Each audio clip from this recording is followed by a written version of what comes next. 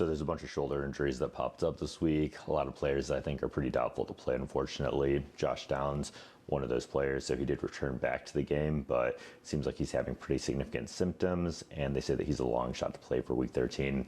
There's been a lot of people commenting about AC joint sprains and about grade 1, grade 2, and I think people are misusing the term grade 2 when we're talking about a more severe AC joint sprain that's just significantly inflamed, but there's no complete tearing of that acromioclavicular ligament. It's still a grade 1 sprain. It's just a more severe grade 1.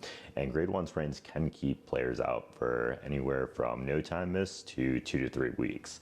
And I think that Downs is definitely going to miss this upcoming week, but it's a grade 1 sprain because a grade 2 would indicate that green ligament right there is completely ruptured, and in that situation that would be an IR period, if that, probably like more so a 5 or 6 week absence.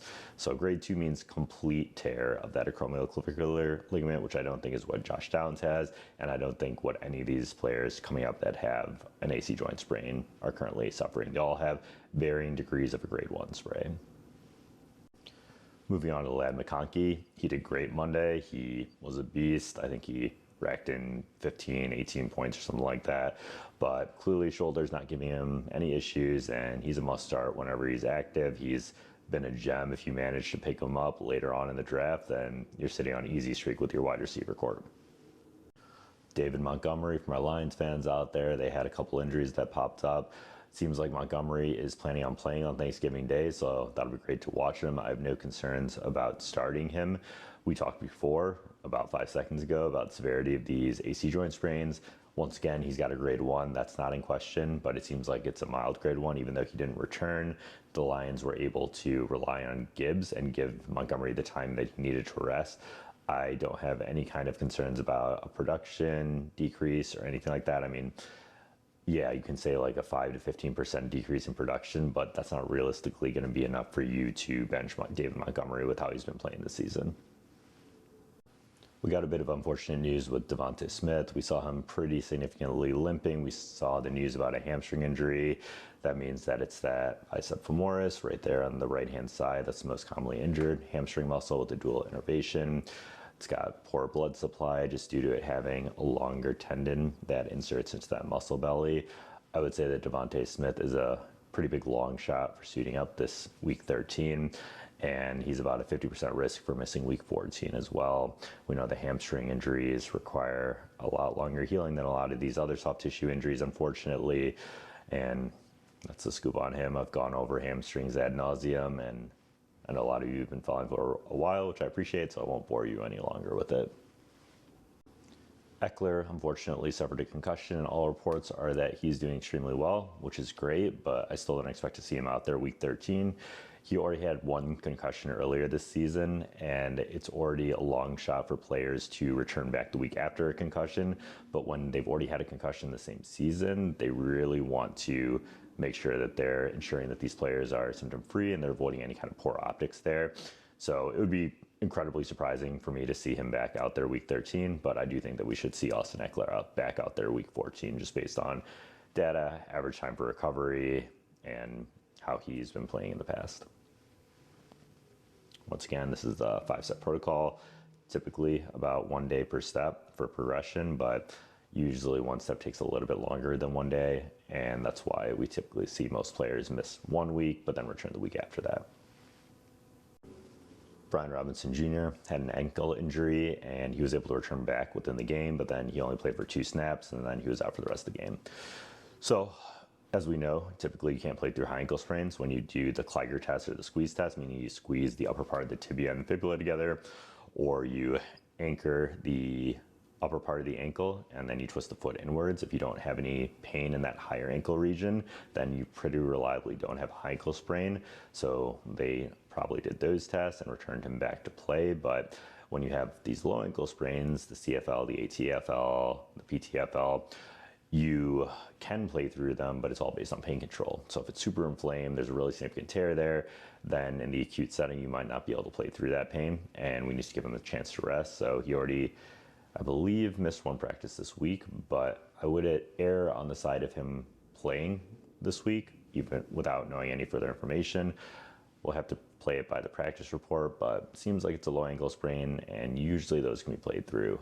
With this one, you would expect a little bit of a performance decrease, but once again, there's not too many players that you'll be starting over him based on your roster. So let's talk about Brock Purdy. Brock Purdy had 2 MRIs. That's not typical. Some people are saying that that's typical, I see out there. And if you have a shoulder injury, you get 1 MRI. They look for the rotator cuff muscles, which are not pictured here. They are pretty reliable in terms of if there's partial tearing, or definitely if there's a complete tear.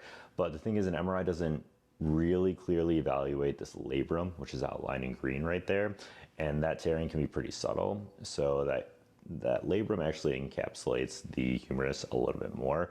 And what they can do is, if the person's throwing, they're still having shoulder pain, the MRI was negative, it didn't show any kind of significant rotator cuff tearing, is they can do an MR arthrogram, which is where they fill the fluid with radio opaque fluid and they inject that into the glenoid capsule, and then they shoot the MRI and they see if the MRI shows any fluid leaking through that labrum. And that would show that there's a subtle tear that you might not be able to see on MRI, but you know it's there because otherwise how is the fluid leaking out? And then they see the area where the fluid's leaking out and they call a labrum tear there. Now, a labrum tear isn't something that necessarily always requires surgery. Players can play through it. It's all dependent on symptom control. So they're resting Brock Purdy. They're seeing how he practices this week. They're seeing how his throwing motion is. If he's not having any kind of significant pain or any kind of locking or catching, painful clicking, then he should be able to play through it. And as time goes by, usually these get better even with activity. Now, with that being said, if he's having significant clicking, locking of the shoulder, or the pain is just pretty severe, and if they didn't notice a subtle labrum tear on there, then that would be a much more long-term issue. And that would bring up some more questions, but we won't really touch on that until they give us a little bit more information on that. But that's my rationale, in my opinion, on why they would be getting 2 MRIs just a couple of days apart. Now, for those of you who've watched this far, I know a lot of people are interested in Lions players, because, the Lions, and we got Amon-Ra, who's got a little bit of a knee injury. They just said that he's a little bit banged up. I don't anticipate him getting held out this game or any kind of injury that's long-term. Then we have Carlton Davis, and he suffered a non-contact knee injury. That's pretty concerning, but then Dan Campbell came out and said that he doesn't expect it to be long-term. That came out after he's likely had his imaging done, so I would also reduce my alarm threshold on there being an ACL possibility for Carlton Davis. So when we talk about a non-contact knee injury that's not an ACL, sometimes the kneecap can shift out of place. We call that a subluxation when it pops back into place. That can knock them out of the games for about 2 to 3 weeks, maybe 1 to 2 weeks. We can also talk about an MCL or an LCL injury where the knee kind of hyperflex one way or the other way, but doesn't cause ACL tearing. We also have but overall, Carlton Davis seems like he's not going to be back this week, but I would expect about a 2-3 week absence for him. Along with Taylor Decker, who got rolled up on, I think that he comes back after 1 week, but it seems like he is at risk for missing this upcoming Week 13 tilt. Not really a lot of clarification on the defensive player injuries, unfortunately. They don't give us quite as much information that